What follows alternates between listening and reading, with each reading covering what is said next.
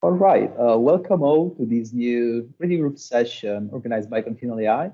My name is Vincent Solomonog. I'm going to be the host for this session in which we have the pleasure to hear from Iman about his recent work on linear mode connectivity in multitask and continual learning. So thank you so much, Iman, for being here with us today. And please go ahead with your presentation.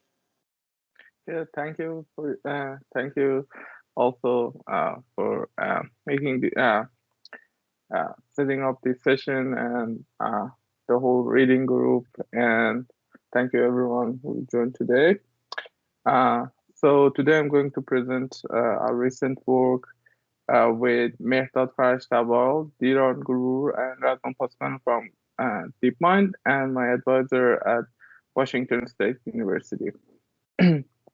So before we start, I have some links attached to this slide for the archive version, the open review link, and the code that will be uploaded soon.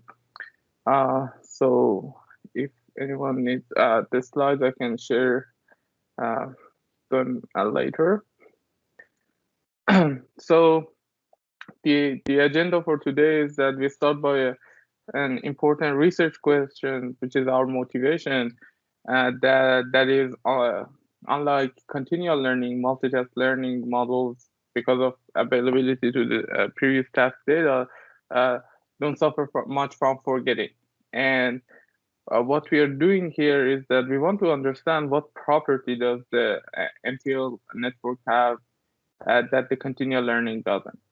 And then for this to dig into this problem in the introduction section, we uh, see some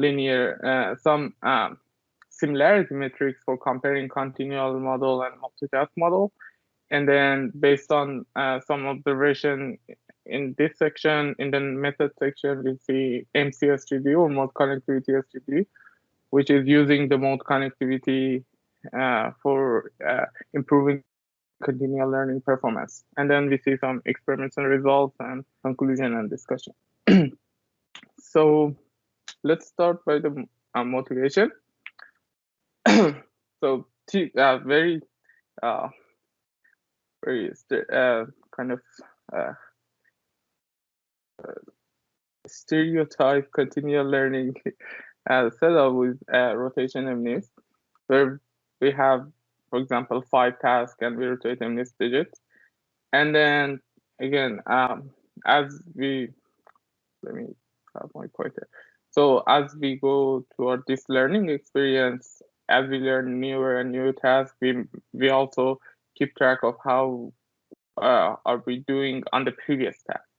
So the first line is the accuracy on task 1, which is for the first task is really good. And then as we go and learn the fifth task, it's depending on the learning scenario, in which in this case, I kind of tuned so the forgetting is maximized and did nothing about forgetting. So it goes around something like 30%. And the shifts are very sharp. It's 20 degrees per task. And we do this for the second, third, and fourth and fifth task, and we have this plot. And also, if we have the if we are if we have access to the previous task data, all of it, we have a model called joint in the literature, or multitask, and this dashed line, which is which doesn't suffer from forgetting. So this is the setup. Now, the interesting thing is that this multitask network is exactly the same as the continual network, but I mean exactly the same. I mean the architecture type, the data it sees. The only difference is that it sees the previous data, and this causes the change of parameters such that one is performing 30% after 5 tasks on task 1 here, and the other is performing 96, 97%. So that we want to understand what property does this multitask have that the continual doesn't? So we know that this one, the multitask network has access to the previous data, and this is the reason that it's performing good. But we want to understand what this data, what kind of effect have on the parameters, or can we reverse engineer this process to use this property for continual learning methods to improve the performance. So does anyone have any question with the setup here, what we are trying to do?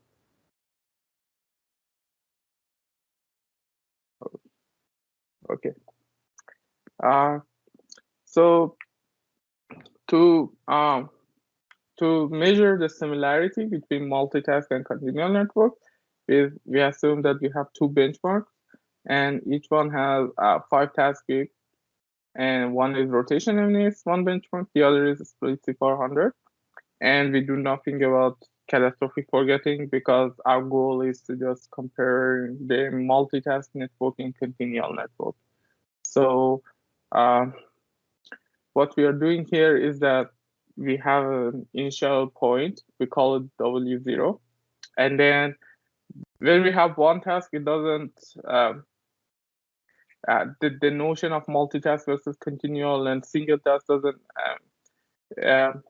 play because we just have one task. So we learn the first task, we reach to a parameter, we call it W hat 1 and also W star 1 that I'll explain in a minute.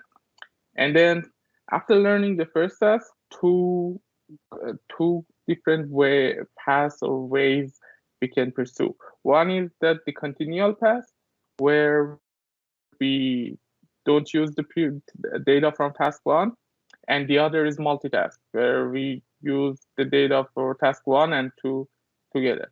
So this leads to two different parameters. They have their first initial parameters, learning task 1 shared. This is really important.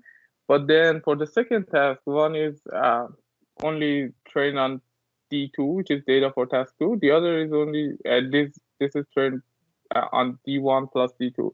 So one convention that we use throughout this presentation and slide is that W hat T is the parameters of continual model after learning task T, and W star T is parameters of multitask network. So for task 1, they are the same, W hat 1 and W star 1. For task 2, they're not the same. So throughout this book, we use this notation to make between continual and multitask network. So the goal here, what we are trying to understand in this book is that we compare W hat 2 and W star and also other future multitask and continual minima. And we want to compare these two minimalizers and see well, what do they have in common and what is their difference, and can we use can we use the property that the multitask has that this one doesn't, so that we make this more similar to this one. We know that we can't use the data, so we want to reverse engineer the process and see what was the effect of data on the parameters to make this one similar to the multitask one. So to measure the similarity, we can start with two kind of common metrics. One is that we can ask the question of maybe the multitask network parameters are closer to initial solution, so they are better, they remain near that neighborhood. And for that, we can measure the Euclidean distance. And the other one is that maybe multitask representations are more similar to initial solutions, but not necessarily closer in the geometric distance. So these are the points that we start to pursue in the introduction section. And then we see that these two measures are not cannot explain their similarity and differences, and then we go through mode connectivity. So let's start by Euclidean distance. The intuition on Euclidean distance is that the Taylor approximation around task one. So we know that the difference between the loss of on task one, L1, is if we expand it through W hat one, which is near around the minimizer of task one, we can come up with this expression, which is just the second order Taylor expansion, and we can have an upper bound that depends on the sharpest eigenvalue, the spectral bound, and the distance between the parameters W hat 2 and W hat 1, which says that this term, which is lost on task 1 for the original parameters, which should be good, and also after learning the second parameters, that won't be as good. So this distance would be the forgetting, can be a representation of forgetting. And this is bounded by the sharpest eigenvalue and the distance between these two minimizers.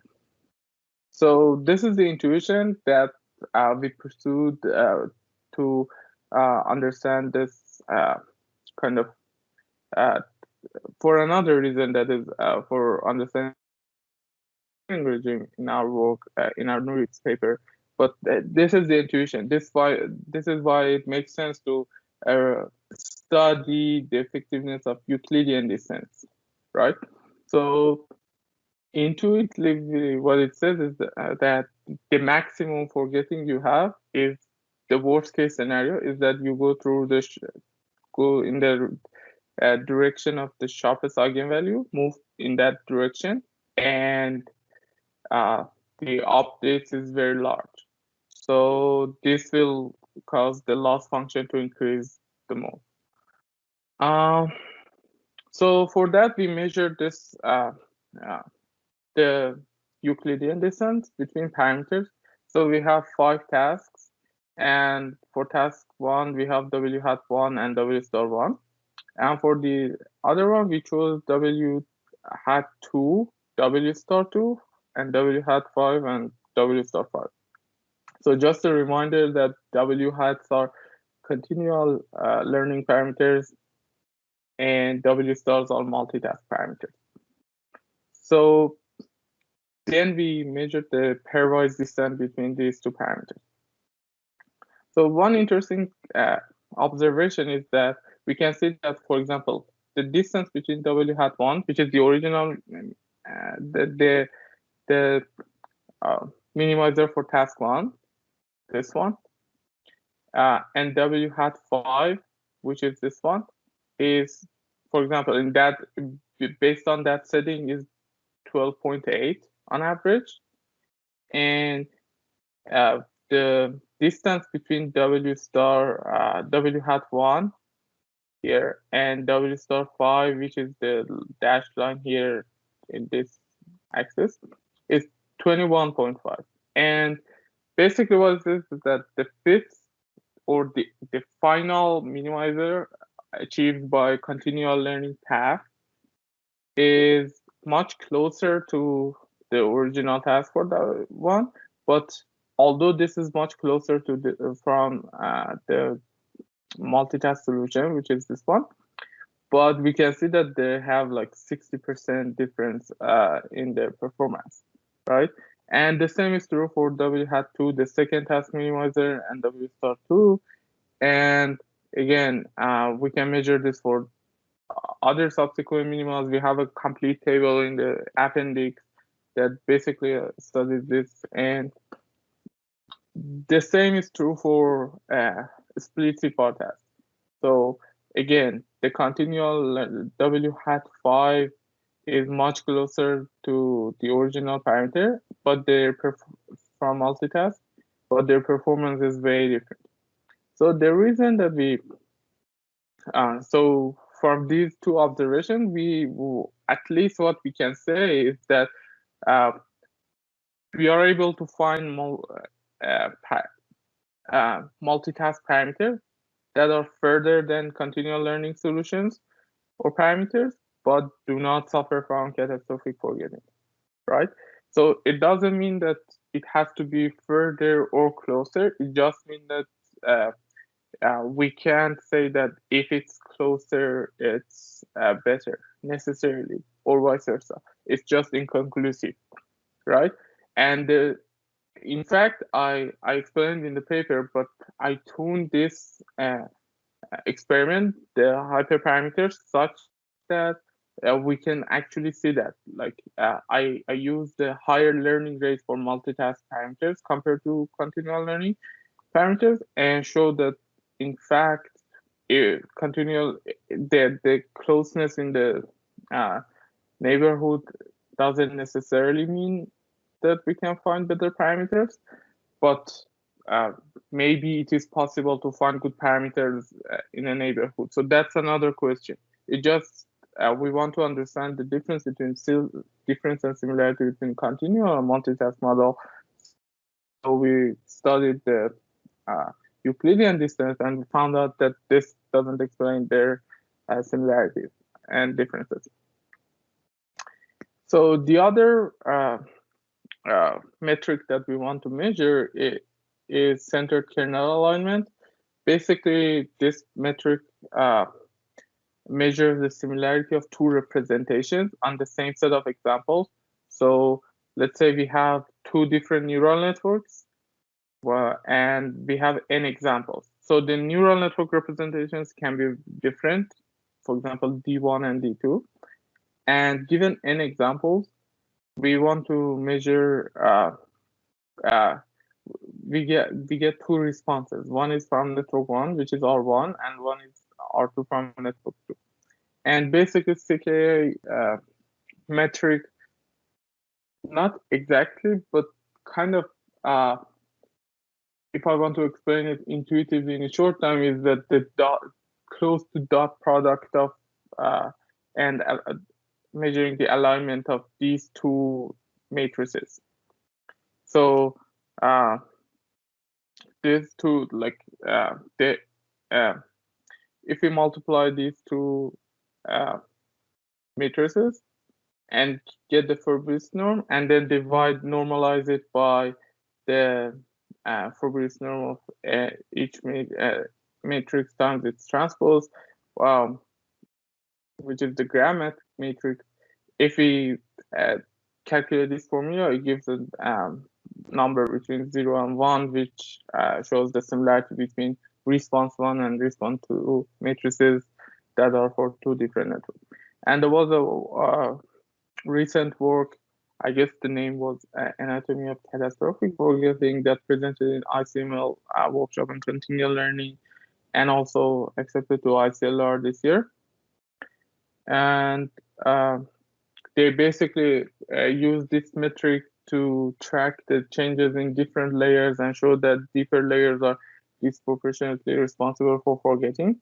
So the representation change in the final layers of network is more than the earlier network. That's what they claim, at least in their experiment. But the fact is that if you use small networks and measure this metric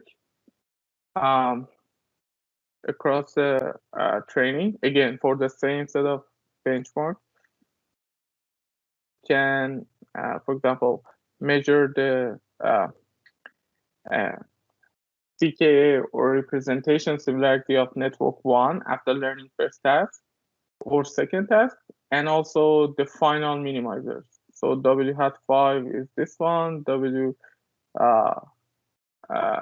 star 5 is somewhere also on this dashed line here. So we can see that it is true that the representations of multitask in general is a little bit higher than the continual solutions. So if you, for example, pairwise the first layer of the original solution on task 1 versus on continual model and multitask model, it's a little bit higher here, 9.99 versus 0.98. And the same is true for ResNet blocks instead of layers. We measure the blocks here, the response of a block. And we can see that this is true that it's a little bit higher here, but this is not very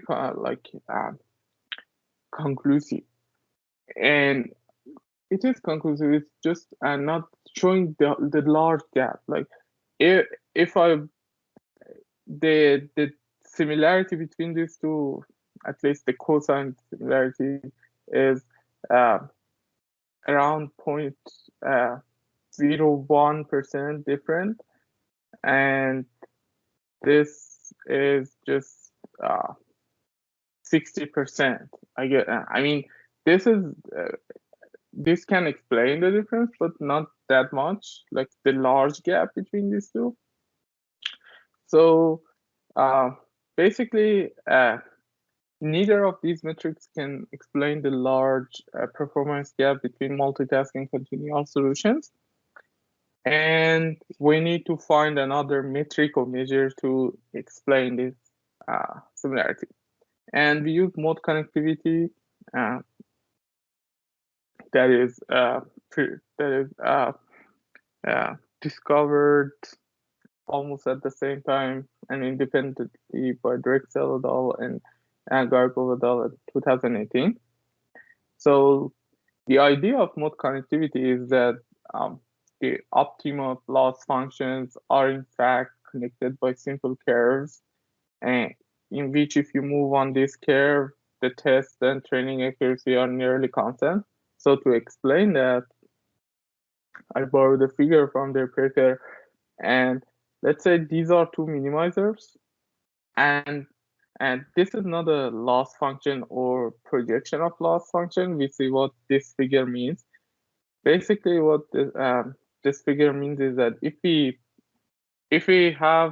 we start from two different initial points, right, two initializations, everything is the same. We reach to two different parameters, like this and this. They are roughly this. They have roughly the same performance if they don't get stuck in bad minimizer. And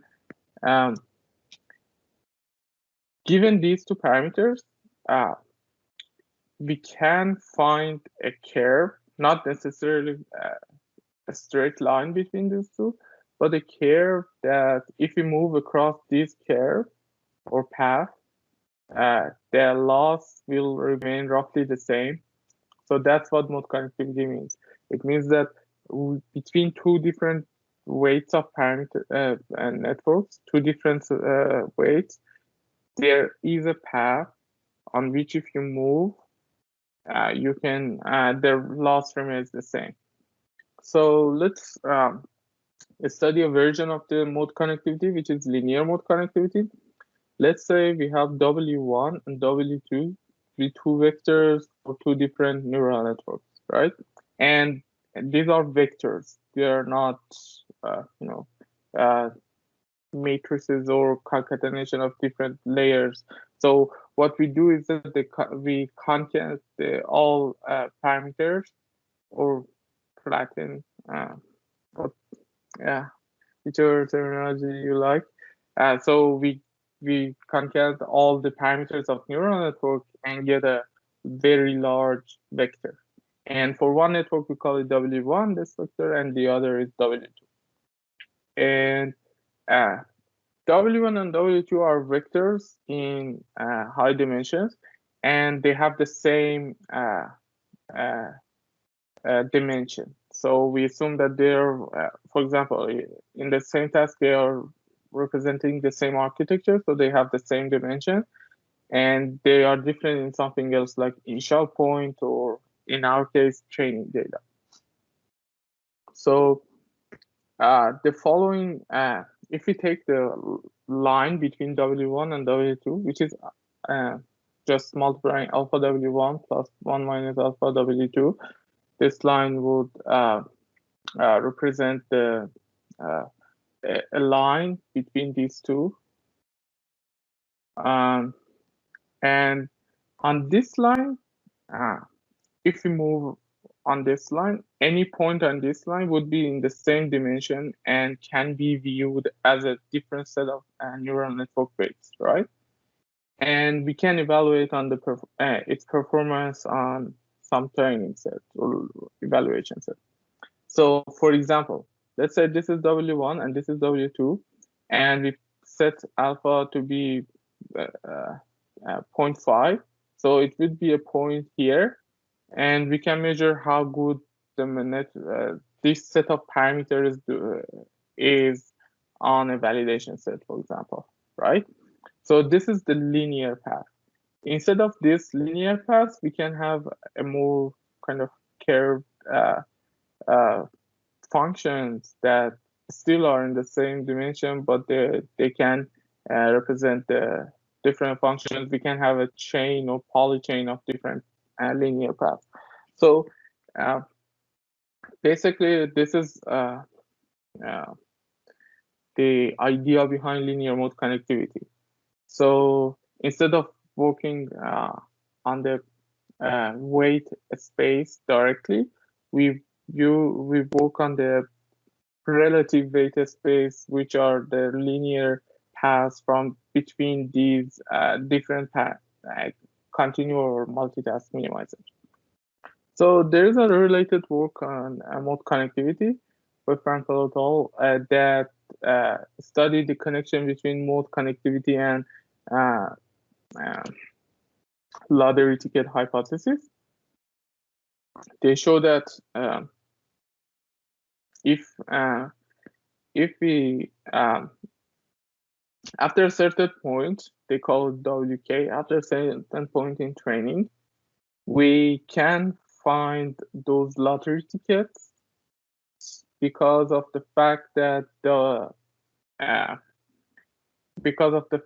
pruned model here versus unpruned model, they're connected by a linear region. So basically that gave that was also very similar idea to our work, and in fact we were similar work. Our work published much later, but they used the mode connectivity to compare pruned versus unpruned network, and the original work compared different networks that reach from different initialization. What we are doing here is that we're comparing two different networks that use different training data that share the same base. So they showed that these two minimizers this path between the pruned and unpruned model exists. We wanted to see if this also exists because our setup is kind of similar, but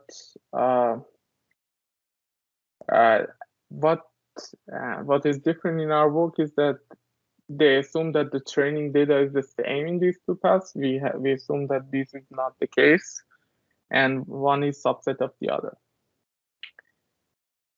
And so let's measure the mode connectivity and those plots for multitask and continual learning minima. So basically, if we have the same setup, 5 tasks on, for example, rotation MNIST, and this point represents the minimizer of task 1, which is W hat 1, and this is W hat 2, and this third point is W star 2. So just as a reminder, this is a continual learning solution on this path, W hat 2, and W star 2 is for multitask solution. So we can measure the same thing for task 2 also. And what is interesting is that W hat 1 and W star 2 are connected by a region that is low loss, and also W star 2 is connected to W hat 2 by a region of low loss, and this is linear region. And between these two, the loss won't remain the same, and it increases, right? So just a reminder, this is not a projection of uh, loss function or low dimensional thing. It's really a two-dimensional surface. So this surface is calculated by, let's say we have these 3 points. There is a line between these two, and there is a line between these two, right? So 2 lines. And on these 2 lines, we can relatively say this is 0, 0, this is 0, 1, and this is 1, 0, and this is 0, 1, right? And this is a coordinate. We can kind of calculate the coordination system between these, using these two vectors. And for example, 0.55 would be something somewhere here, and then we calculate, we kind of create this plane. And on this plane, we calculate a grid, like 100 points in this, and calculate the loss for each one, and then plot this contour plot. So basically, this is a really 2D plane, and we can measure what happens in the direct line between these two and these two. So if you have any questions about this graph, and if I couldn't explain it well, please tell me to explain it again. Iman, just a quick heads up about the time. So we are 14 minutes on this talk. So just a quick reminder that in general we keep it around this timing, and then we leave a few minutes to the discussion. So I'm not sure how many slides you have left. The main part is this linear mode connectivity. So after that, the experimental results are very fast. Right. So okay, and the same concept. So I go faster and finish it. The same concept again exists in the C4 task, where the second task, a multitask solution, is connected via low pass, via linear path to multitask solutions of task 1 and continuous solution of task 1 and task 2. And basically, we can represent this with a graph that W star 2 is connected to W hat 1 and W hat 2. So, and we can also have this interpolation loss between different minima. So, for example, let's take this line, the dark blue line. So this is the loss between when the W hat 1 is here and W hat 5 is here. We had a line using this formulation where alpha could be between 0 and 1. So we moved across this line from 0 to 1 and measured the loss. And we showed that for multitask solutions, all the subsequent minima are, for continuous solution, all the subsequent minima are not connected by linear path, because if you move, the loss will increase, but multitask solutions are connected. And this is true for MNIST and also CFAR in the paper. So basically, once we understand this idea of the fact that multitask solutions are connected via linear path, we can use this idea to regularize the loss function to find minima that are linear connected to previous one. And what we can do here is that we make it add 2 terms. Our loss function would be making the new found solution for task 2, for example, if you have 2 tasks, be connected to task 1 and also task 2. So if this would be our solution, and these are our two previous minima, and we want to do that, we move across the line and calculate on average what would be the loss. and also this line, and find a point that has these two paths between these two previous minimum. And basically this has two problems. One is the integral that can be solved simply by sampling points on the line. So instead of calculating this integral, we can sample like 5 points on this line and 10 points on that line.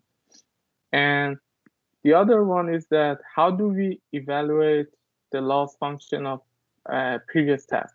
So once we are dealing with task 2, we have no longer access to the all previous task data. So to evaluate this function, what we can do is that we use episodic memory or a play buffer with few examples. So W hat 1 is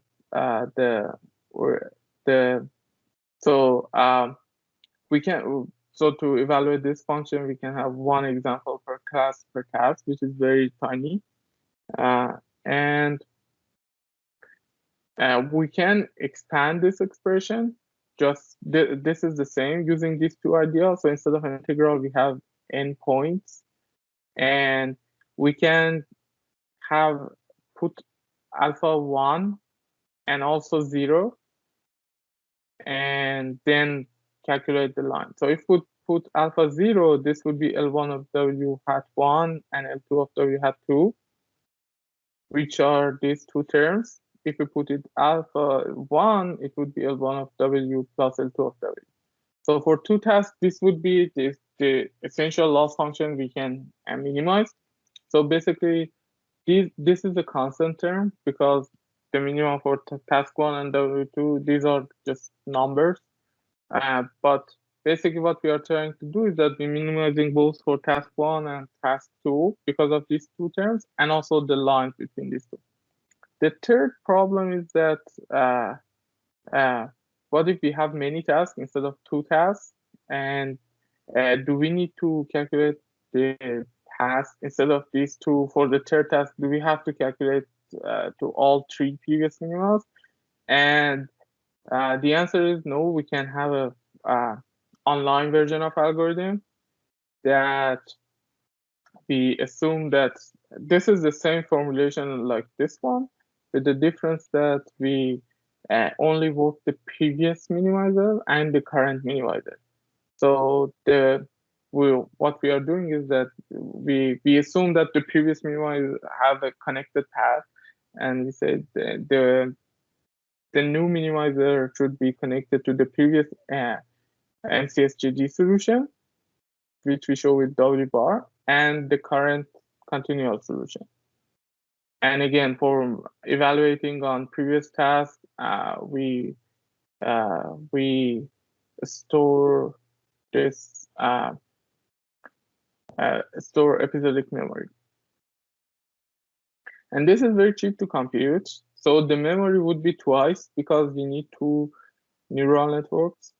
But the time complexity would be almost the same because to evaluate these two terms, we need only a few examples for episodic memory. So essentially, it will be bounded by the memory size and also number of samples, and which in general would be, if a memory is very small compared to the original data, can be amortized compared to the algorithm. So I will finish this with experiments. It will be really fast. So the first experiment is to compare our MCSGD method with many other methods on 20 tasks and 3 benchmarks. So each benchmark has 20 tasks, and we measure two metrics: average accuracy, which is the final average accuracy on all tasks after we finish, and the average forgetting, which would be the maximum distance between the maximum drop between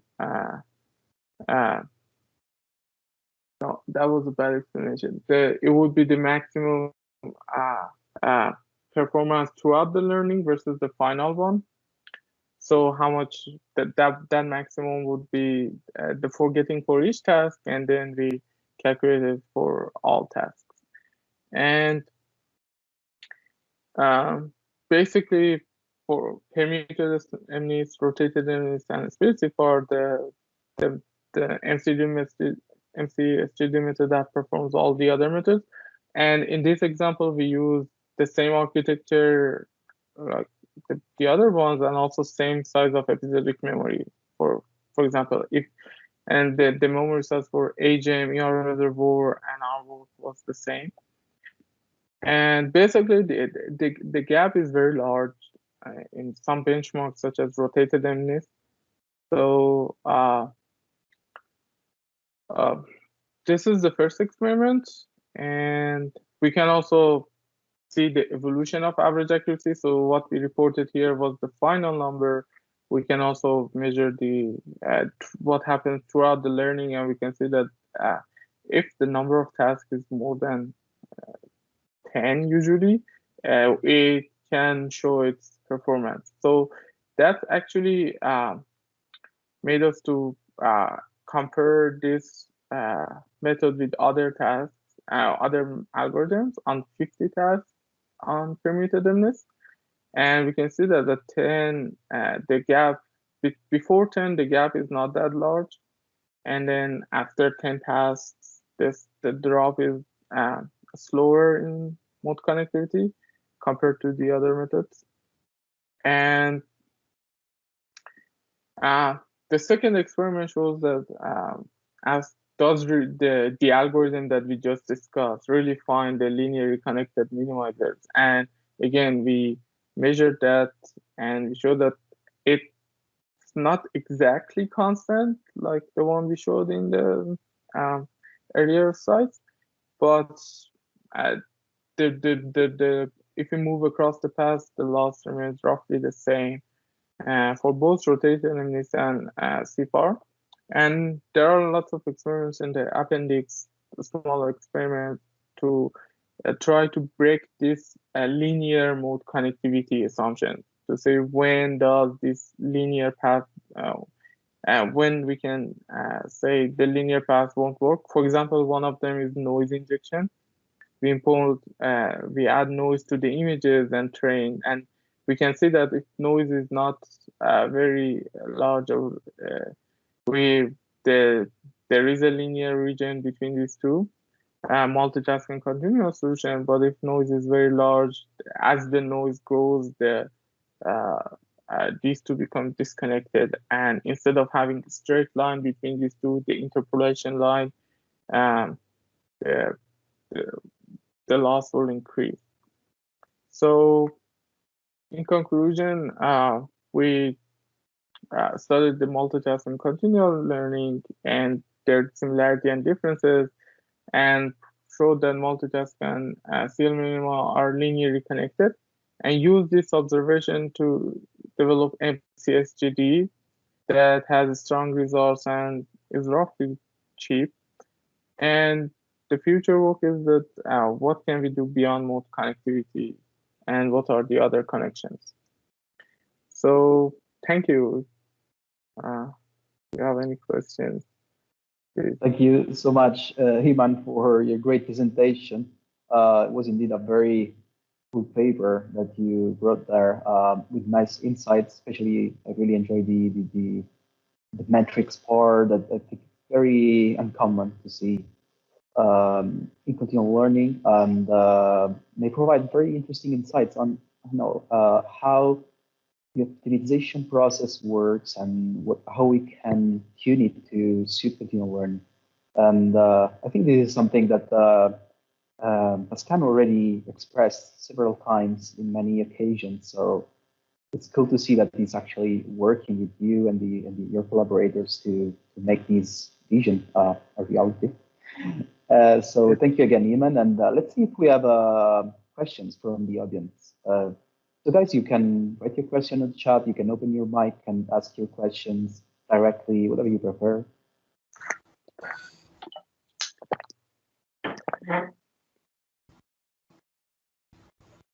Yeah, I have some question. Yep, go ahead. So Yeah. So thank you for your presentation. So, can you? So you were talking about linear connectivity, and so can you recall what is the assumption that you use to know that it was connected linearly? Because from the paper of Frankel, it was connected through a polygonal path, right? The true optimum. The Frankel, no, it was the Frankel paper was linear connectivity. The original paper was not linear, and it was a polychain or Bezier, if I understand. Basically. So, yeah, the assumption that we had that led to linear connectivity, and we studied this also in the paper. Let me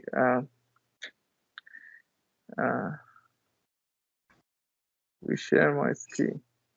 Okay, so the okay, so the assumption that we had, that I guess was one of the reasons that we had this mode connectivity, was the fact that they have the same initialization and then same task.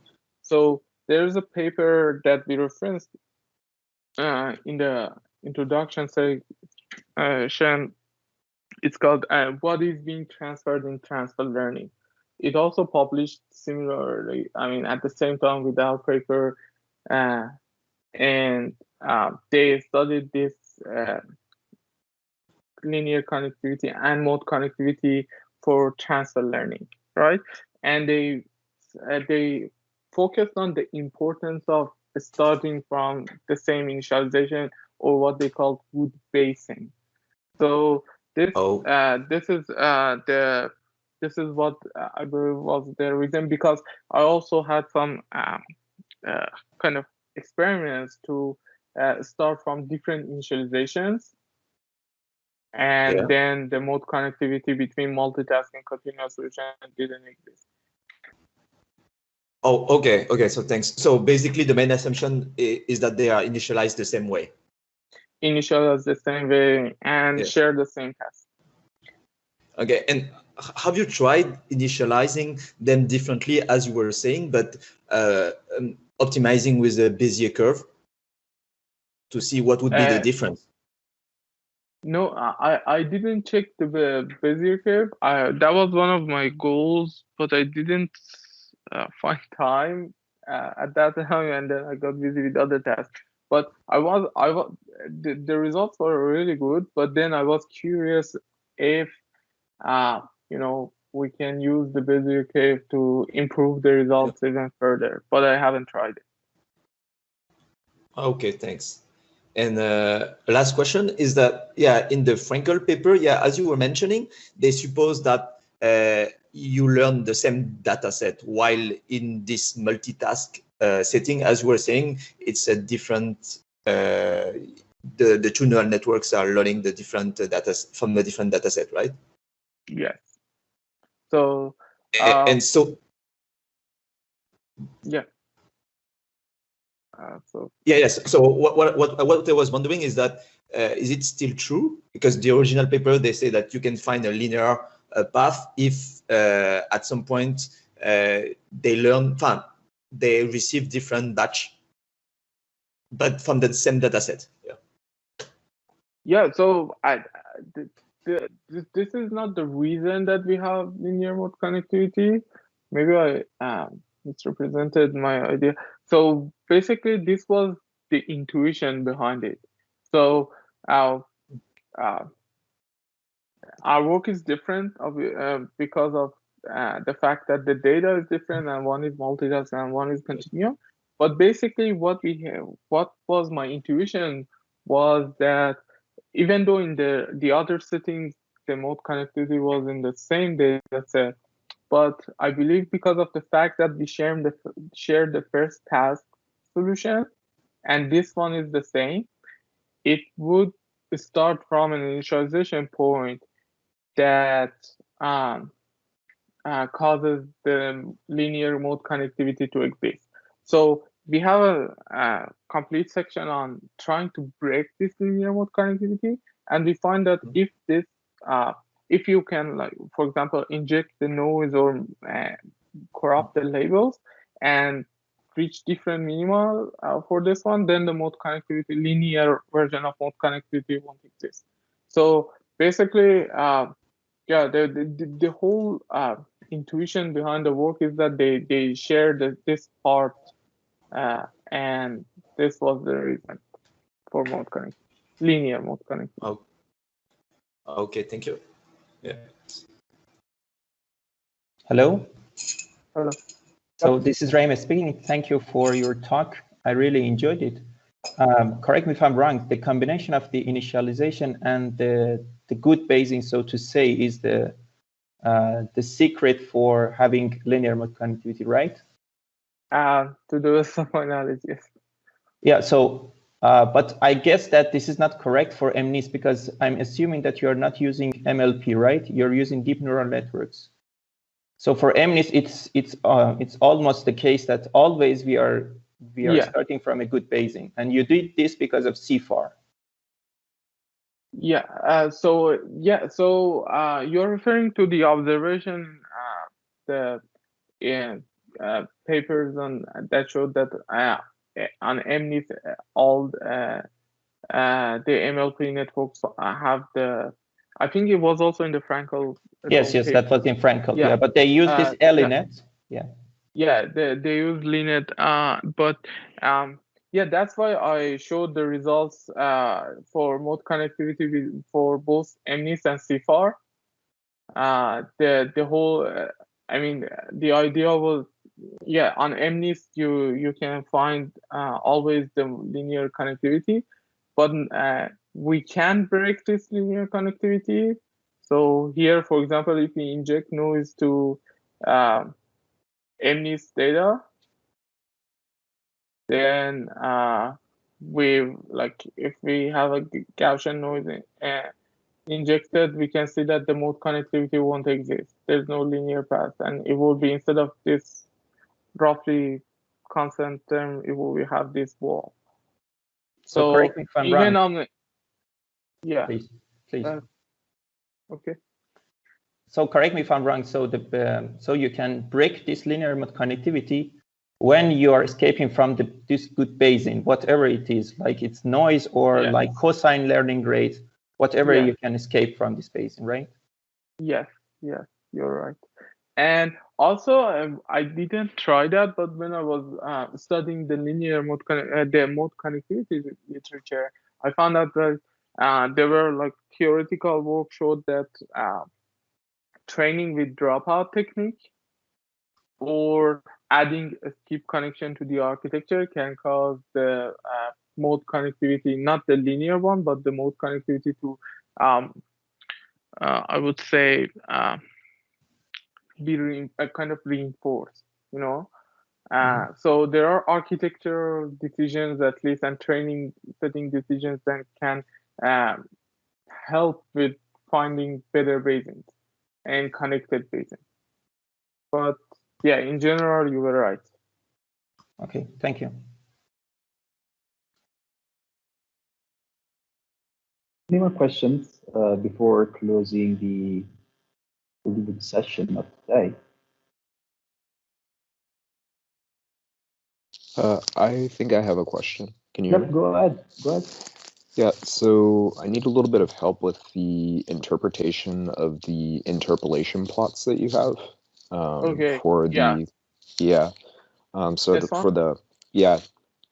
So Okay. what's going on here is that this is me just trying to explain it and see if you can clarify this for me if I'm wrong.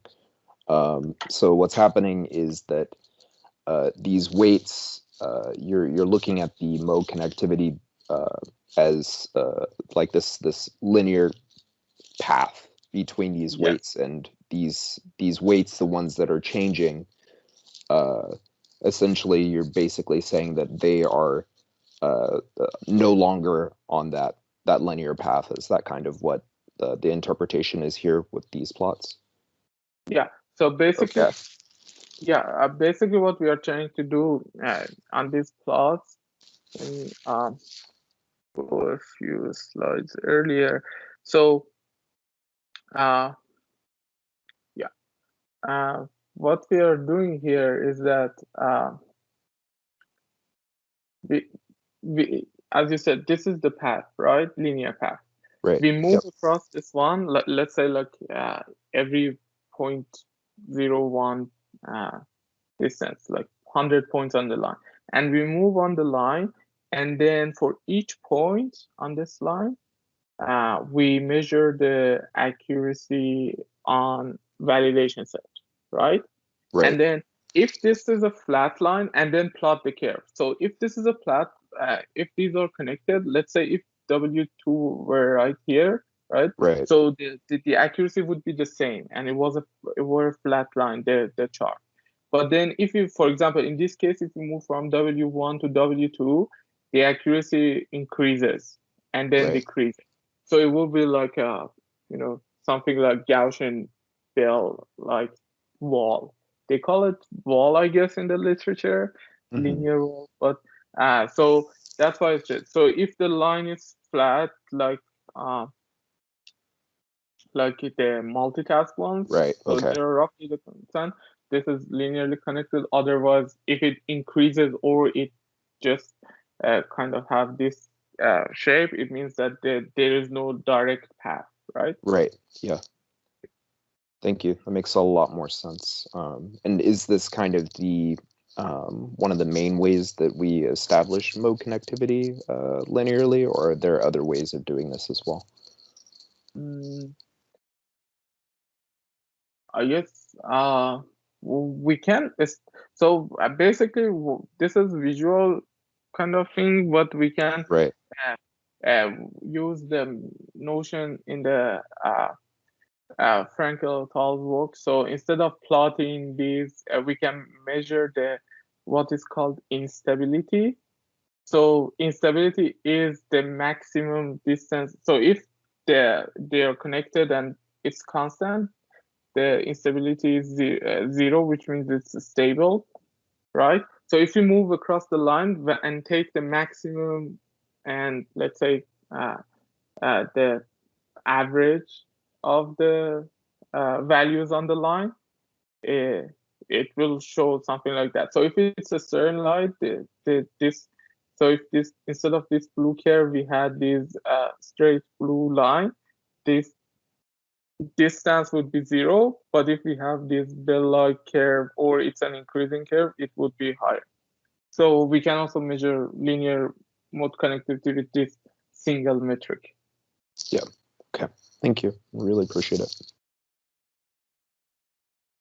Great. So do you have any more questions for Iman? Maybe just one last question. Yeah, I have a question. Yeah. So can you go back to your slides when you were optimizing with respect to omega t and omega t minus 1? I think it was in the last part. Yeah, the efficiency. Yeah, this one, 24. Yeah. Okay. Yeah, this one. Yeah. So you were saying that basically if you are like training at task t, you just need to care about task t minus 1 and not t minus 2 or t minus 3. It's the main message. Yeah. So one way, let's say we have 3 tasks, right? Instead of 2 tasks. Yeah. One, if you want to optimize this, it like adding another term. So instead of L1 plus L2, we had L1, L2, 3, and it would go on if we have more tasks. So the overall complexity would be, n times the original SGD algorithm, and the total continual learning complexity would be n squared. But what we did is that instead of making the new one to be connected to all previous solutions, we assume that the previous solution have a path, and we can somehow, because of over parameterization, we can find a new one that is connected to that one, and then be on the same line to other previous tasks, and we need to only care about two set of parameters. So this is the online version. Instead of being connected to 1, 2, and 3, we make it only to be connected 2 and 3, and then we have 4 tasks. We make it connected to 4 and the parameters for task 3, which is has to be connected to 2 and 1, and so on, right? Okay, so basically if I understand well, like you just need to save the samples of task t-1. You don't care about the samples of task t-2 and t-3. You can do that, but then so this is so I don't look at it exactly as the previous task. Let's say it is like notionally representing the previous task, but I'm showing, like, I'm thinking about W for t-1 as the aggregated optimizer for all. Okay, I see. Yeah. So I want to make sure that all previous task data are contributing to this single task. You know, this is obtained for the previous task, but I'm showing as the representation of all previous tasks. So actually, in my representation, this is called previous, and this is called current. And okay, I see. So, I see. Yeah. Okay, makes sense. Thanks. Thank you so much, Iman, and thank you so much, guys, for being us today. And again, we have this reading group every week at the same time, so feel free to join us next time as well. Also, for people that are watching this on YouTube. So I really want to thank you, Iman, again for your time, also for answering all our questions. Of course, if you want to share your slides, please do it in our Slack workspace or send it to me so that I can share it with the rest of the ContinualAI community. So thank you so much again, Iman. Yeah, thank you for all. Have a nice weekend, guys. Yeah. Bye. Bye.